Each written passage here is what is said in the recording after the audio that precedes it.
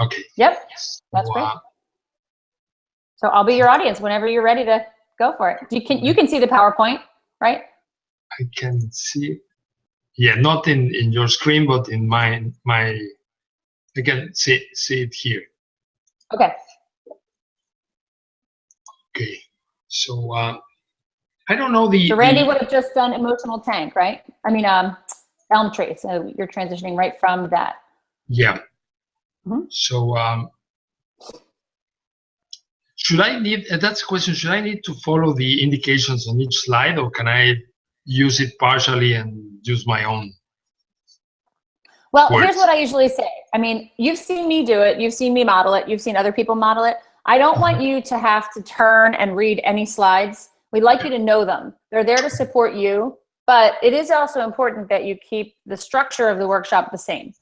So we don't want you to go off on, totally different order and doing things in a totally different way. But we also don't want you to say, click, read the slide, click, read the slide. Like when I do it, I kind of just let it flow and I'm talking about things that are going along with the slides, but it's not, I'm not dependent on the slides, but it's good to keep them there, especially for honoring the game. I mean, the roots slide, ROOTS, there's not much to the slides. So it's just to keep you on track and give the audience a visual. Yeah, that's nothing. Okay. So let me put the time and let's go. So, okay. Hi, good afternoon. My name is Rafael. I'm from Mexico. I live in the US. We moved to the US 6 years ago. And I want to share with you a small story and how I get involved with PCA.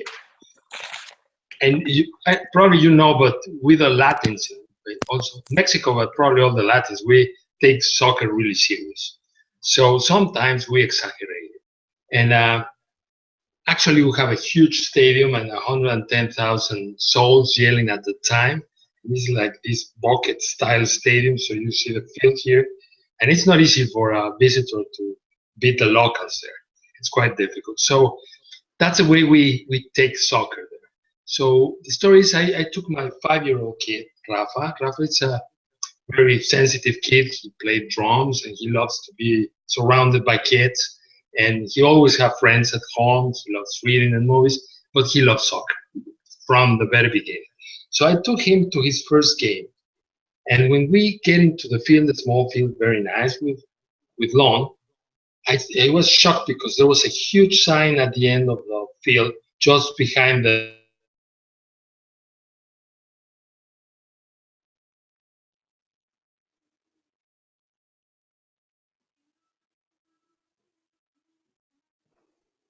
Mexicans here.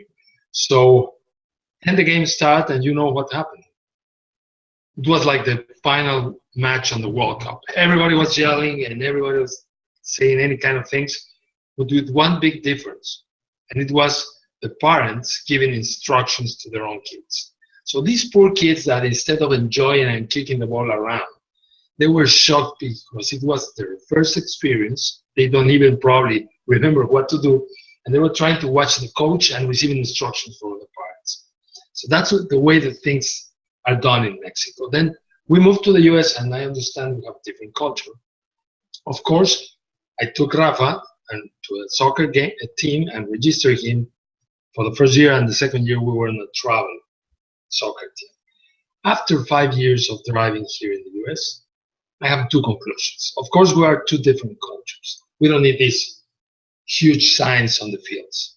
But after this time, during these years, I heard a lot of comments in English, of course, in Spanish and also in Portuguese, that shouldn't be exist in a field where there are 12-year-olds or even youth players. So that's when I get into this. I attended a workshop of PCA, and when I understand all the principles, I said, I believe in this, I should be working with them. And that's what I'm here. So, and it's interesting because there's a lot of work to do here in the US. It's not that it doesn't exist, and it's not as intense as in Latin America, but it's a fact that we have to go there. And I love this principle to present it because it's honoring the game. It's really when we make the kids feel proud of acting with integrity. it's about moral. We're teaching them and their families to behave and respect the sport and go and live the sportsmanship. So let's move on, and we developed this acronym which is related to roots, and it's easy to remember as any other acronym. And it's related to rules, opponents, officials, teammates, and self. You all, with all your experience, you all live with all these five. Probably never put it before together or visualize it like this. But there are some of them will probably get more attached to one or two, but we have to manage all of them as a concept to really honor the game. And let's talk about opponents. Also, on these games I attended, usually the way we refer, or the coaches or the players refers to the opponents, is more than enemies. We visualize at PCA the opponents as just opponents. They are not enemies. So we play fierce, but we're friendly. It doesn't hurt to teach the kids to give the hand to an opponent that is on the floor after a game. It will not change anything, and it will move their mentality to other points. And it's like officials. Officials will all complain about that. But we have to be clear that in soccer, we're playing a game that has only 3 officials. It's a game that doesn't have instant replay because we don't want to stop it. And with those 3 officials and a lot of blind spots, we play the game and understand that there's a lot of mistakes and bad calls on it. And if you move back and sometimes, and let's That's okay. Let's talk about the officials that are not on the World Cup, the officials that you have on your games with your kids. And these officials, somebody else here has been a referee here or worked as a referee for a while. There are some refs like about my age, probably older, but there are a few.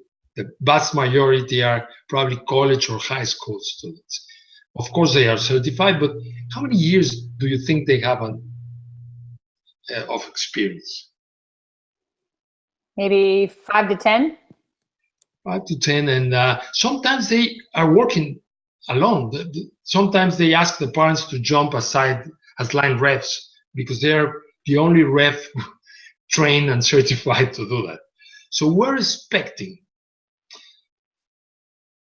that these officials make a better job than the job the professionals done in the World Cup. So they're going to make a lot of mistakes, and that's part of the game. And we have to be ready and prepared to handle that kind of mistakes. And that's the way the sport is designed. So let's talk about a scenario I want to share with you. And we have here this, we call it the bath call. If you can read it for a while, probably it sounds familiar to you. So when I give them probably 15 seconds and read the end with them. I would have somebody read it out loud. All right. Because it might be like visually, there might not be a way that everybody can see it. So I would have someone read it out loud. Okay. So Kelly, can you read it for us, for the group?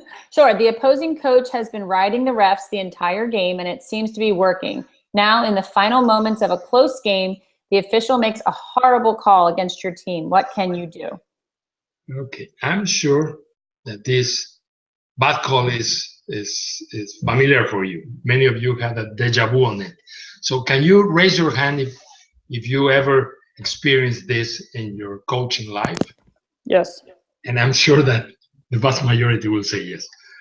Okay, so now I want you to get with your peer, which is closer to you, and discuss for 2 minutes what you did, what was that situation that you lived similar to this one, and what you did to handle it. So then I gave them 2 minutes there, and then ask for their opinion. So anybody can give me your feedback about how you handle this situation? What I did when this happened was I was giving a lot of praise to the referee when the other coach was really screaming at the referee that they were making horrible calls. I was kind of being overly dramatic, And every time the referee made a good call, I would say, "Good call, ref, way to go, good job." And I said it in a serious way. And I sort of talked to my team at the time about, that coach is being very disrespectful of the official. And how would you feel if you were the official and you were being disrespected? And I sort of taught my team the value of cheering for the ref as well, and just staying calm and staying cool. But it was hard because the ref was listening to the guy that was screaming at them, and the ref was changing the calls because the coach was screaming at them. Yeah, thank you, Kelly. That strategy will really, I'm sure, it compensate the pressure that the opposing coach has making to the ref. But somebody else have been in this situation at the end when the official make this horrible call against your team. How do you handle your team, your emotions first, and then your players' game emotions? I think I would probably call a timeout too. I've seen coaches call a timeout when this kind of thing happens, just so they can calm down and bring their team together and huddle and talk about it with their team, because the team's probably mad also. So I think it might be a good time for a timeout. Yeah, thank you very much. That certainly will freeze the situation, isn't it? Mm-hmm. That will help to a self-control strategy that will work certainly on this situation. So thank you, Kelly. Let's move to the next slide, and we call it the moment of truth. And we call it that because at that moment, it's like an explosion. And the key piece on this puzzle are you. You have to stay calm, even if you want to kill the ref, because it's a championship, or it's the most important game, or it's completely bad call and everybody watch it. But you have to stay calm.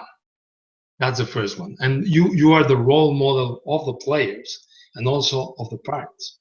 So we have some self-control routine and narrated modeling. And I'm going to ask you if you can take your book and let's take a look on page 46 to these self-control routines.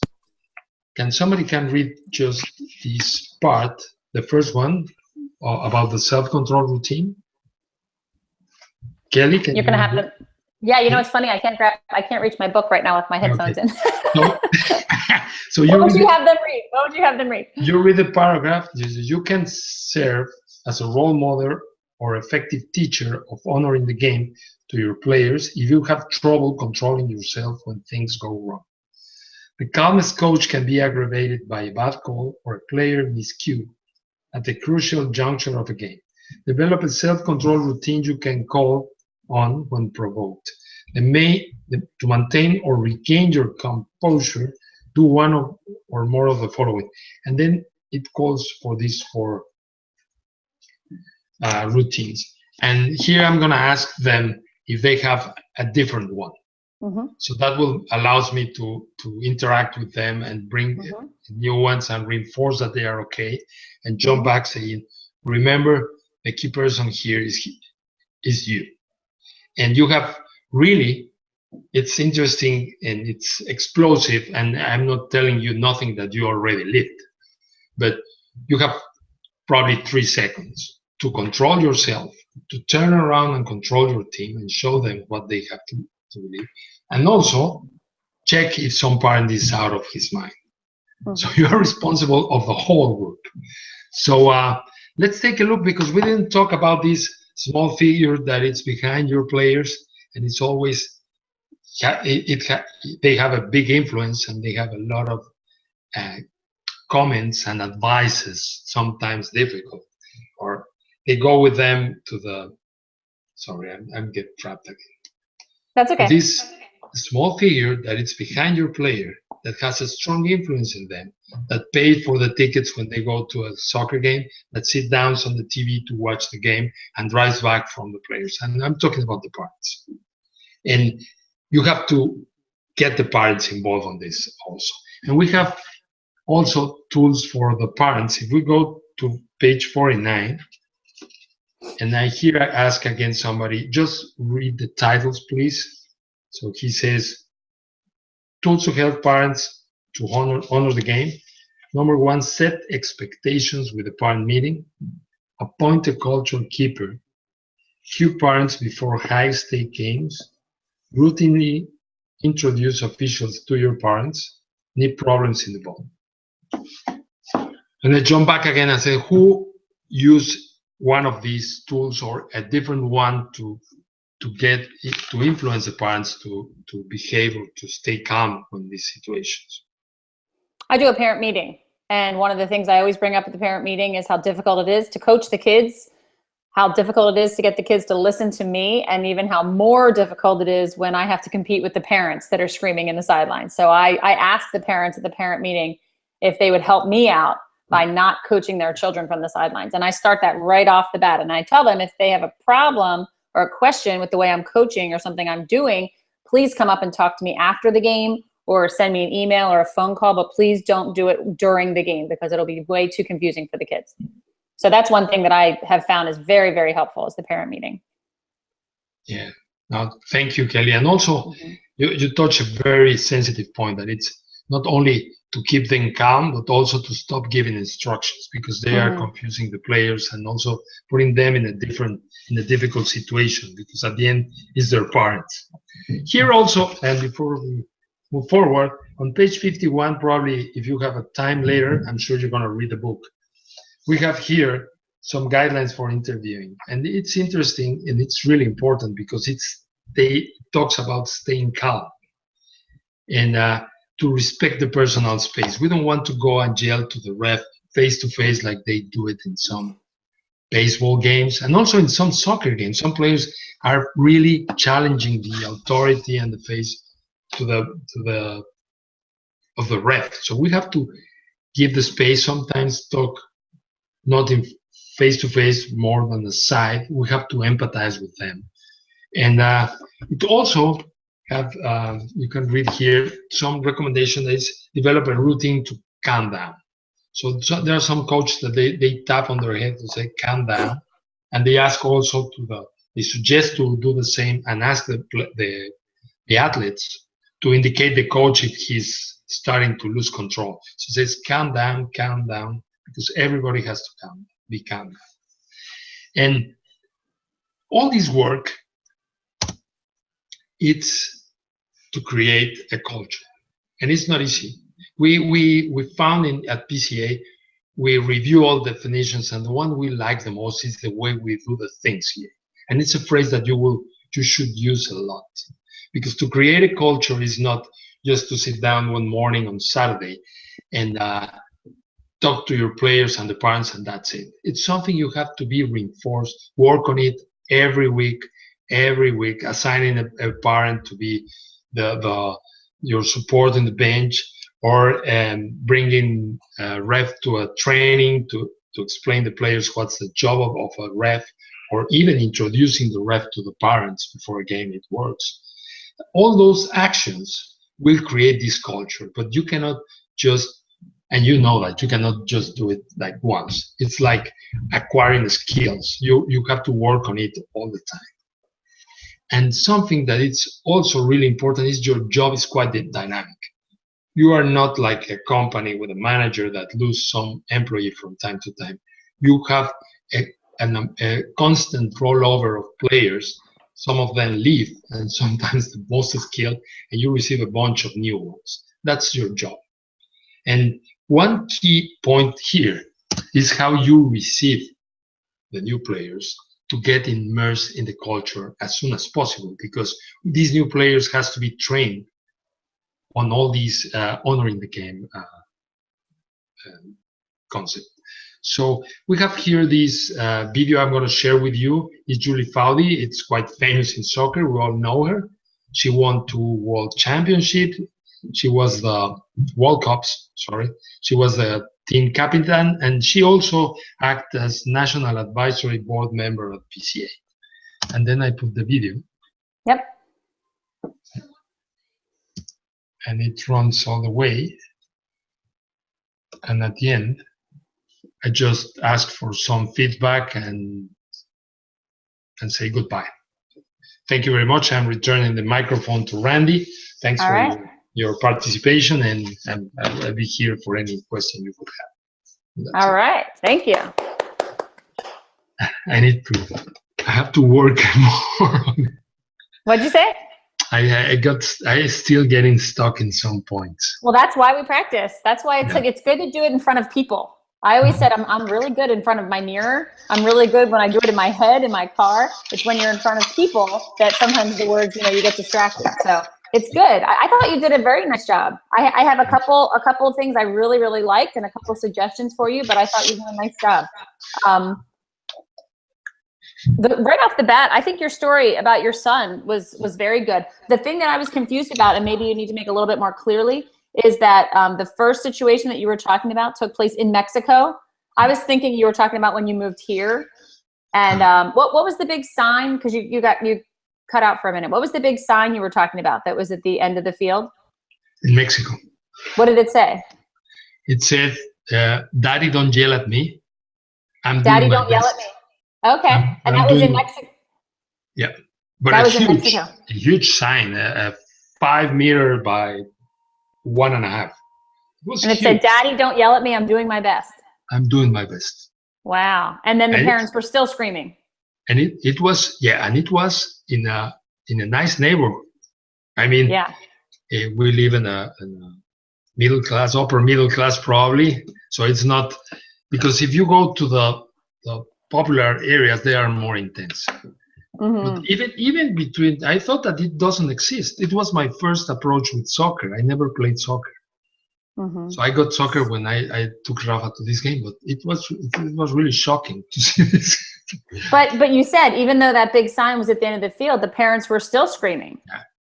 Wow. Okay. So that I missed, because I think you cut out when the sign said. And your son's name is Rafa? Yeah. Okay. Okay. That's, I mean, just from your own point of view, whenever we've had trainers, like bilingual trainers, some of the names and some of the terms that are very clear to you, Rafa's not a common name here. So it kind of just blended into what you were saying. So I would say, be clear with that. My son is Rafa. He was, how many, was he 5 years old? Was he 6 years old? How old was he? And just to set the stage a little bit for that. So I thought that was a good story. So just be really clear about, this was in Mexico, in a nice area in Mexico, because we haven't been to Mexico. We don't know what it's like. So I would do that and then say, and then when we moved to the US, what were some of your thoughts? And I was thinking too, it might be interesting to throw it out to the audience. Then we moved to the US and we started, he started playing soccer here. What do you think I saw here? Something like that, to get people to really think about, okay, this is the way it was in Mexico. We know soccer is really intense in Mexico. How do you think it was here? And just have the audience say, yeah, it was the same. That might be a good way right off the bat. Because the one thing that I did notice, Rafael, was that you didn't ask me a question as a participant until it was like 7 minutes in. Then you asked me a question about the officials. That's okay. Sorry. That's okay. Turn it off. That's fine. Yeah. Yeah. So try to ask something of the audience, because if you ask the audience to think about something early on, you'll have their attention. So I would definitely ask them, it doesn't have to be that question, but just something earlier on. Then, so I thought it was neat that you brought up the difference in the cultures, yet the principle of honoring the game is still so important. So I thought that was a really great way to start it. Then when you got into, I have my slides up here too. When you got into the slides, the acronym, I think it's okay that you went through all of them, but what you said was, okay, it goes like this: rules, opponents are O, officials O, teammates, and self. And then you jumped right into opponents. So remember before when I said, like, you don't have to go word by word on each slide? This is a slide where you do need to go word by word, because this is the core. This is what's so important about honoring the game, are these 5 areas. So you talked about opponents and you talked about officials, but you totally skipped rules, teammates, and self. Okay. So I would make sure, because that's really what this principle is all about. And I would say very clearly, honoring the game is setting expectations for each of these 5 areas. It's teaching your players to have respect for these 5 areas.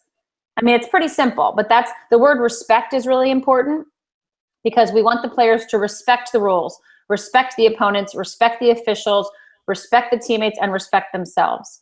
So again, you can tell us about all of those things. You can tell us about how to respect the rules, tell us how to respect opponents and officials and teammates and self.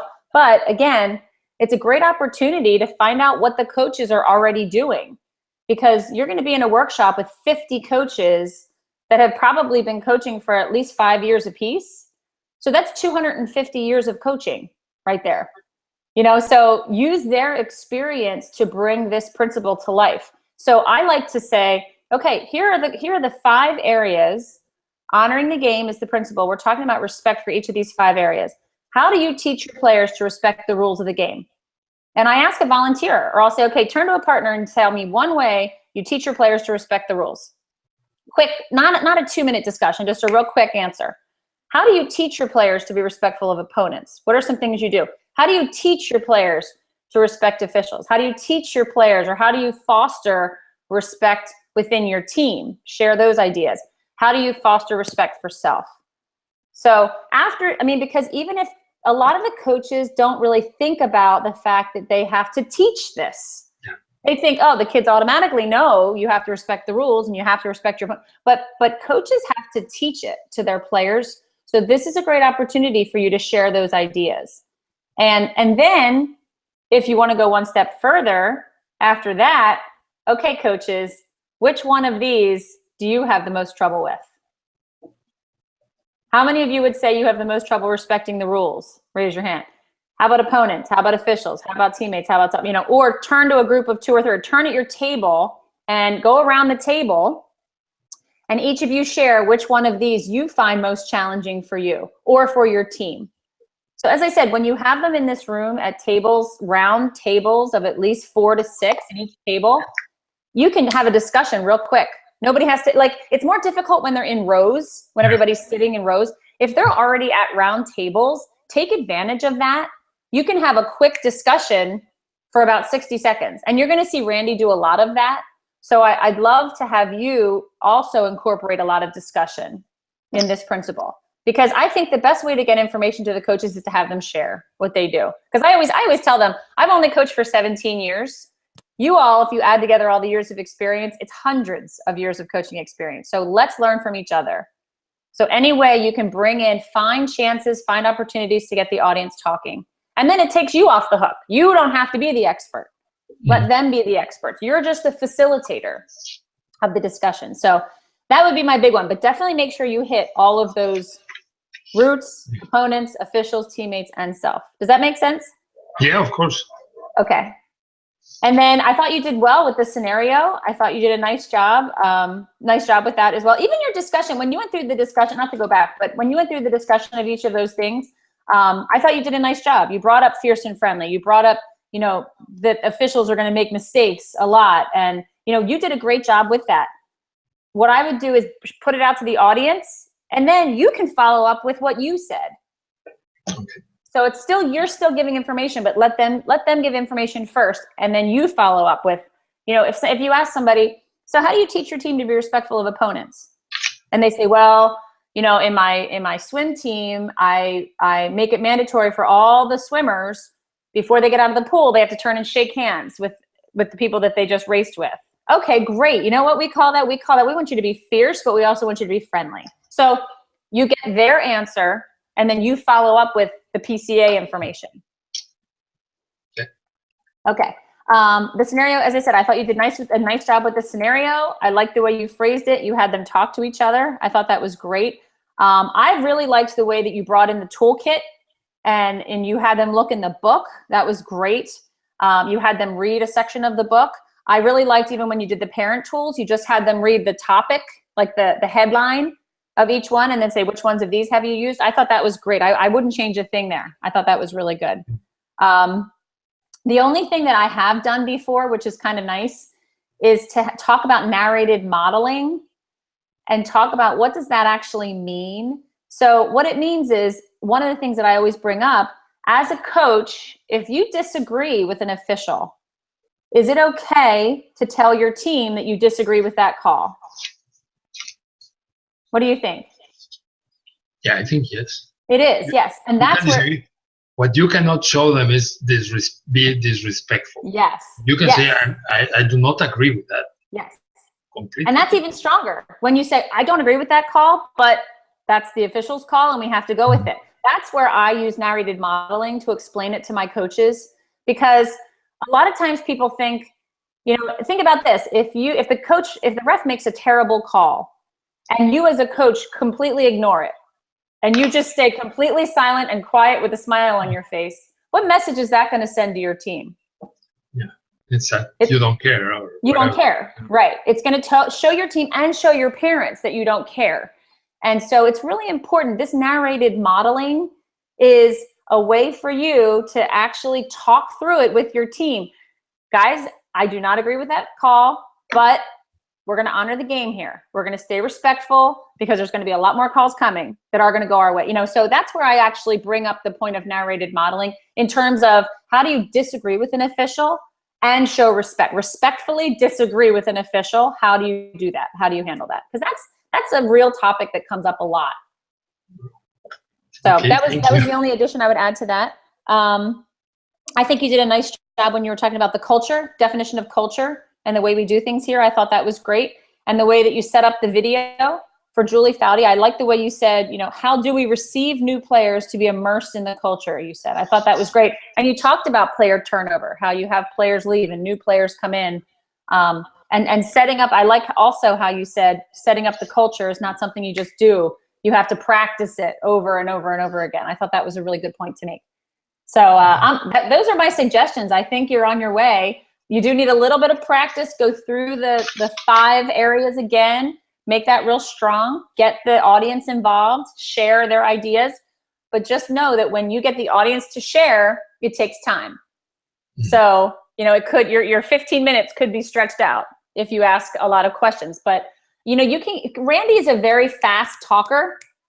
And I think you're going to find that, you can ask the audience for a quick answer and move on. So you're going to be able to see the pace, move pretty quickly. And that'll be good for you to see. All right. Yep. Do you have any questions for me? No. Thank you very much, Kelly. I'm naturally nervous, of course.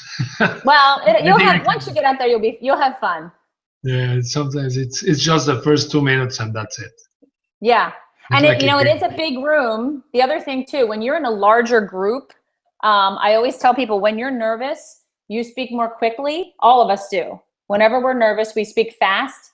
And with a bigger room and because I don't know if you're going to have a microphone. You might have a microphone, but if you don't, you need to speak a little bit more slowly because a bigger room, your voice speeds up as you hit the back of the room. So it's even more important. I speak very quickly. And when I'm in a big group, I make sure that I speak a little bit more slowly so that the group can hear me. Because sometimes if you say something really quick, they don't catch it. So I think especially with the accent that you have, it's going to be really important that you speak a little bit slower so that they can understand. Okay. But I also think when I listen to speakers that have an accent, it makes me listen more closely. So that's a bonus. That's a good thing that you have. You have to pay more attention because you do. You really do. I have to say, okay, what was that? What did he say? What is he trying to say? Okay. Now, thank you very much, Kelly. Yes, you're welcome. Good luck. And as I said, Randy's a great resource too. If you want to talk to him before you do this, I'm sure he would be happy to give you some tips as well. Okay, and also, as I understand, Jason will be there also. Oh, good. That's great. Yeah. And later we're going to stay for the game. Are you going to stay for the game? Yeah, I think it's important. That's great. Are your kids coming? Is your son coming? Yeah, good. Just him. So good. I think it's a whole experience for all of us. Yeah, it's a really fun game. You'll enjoy it. Yeah, no, Rafa will be arriving probably before the game, not to the whole meeting.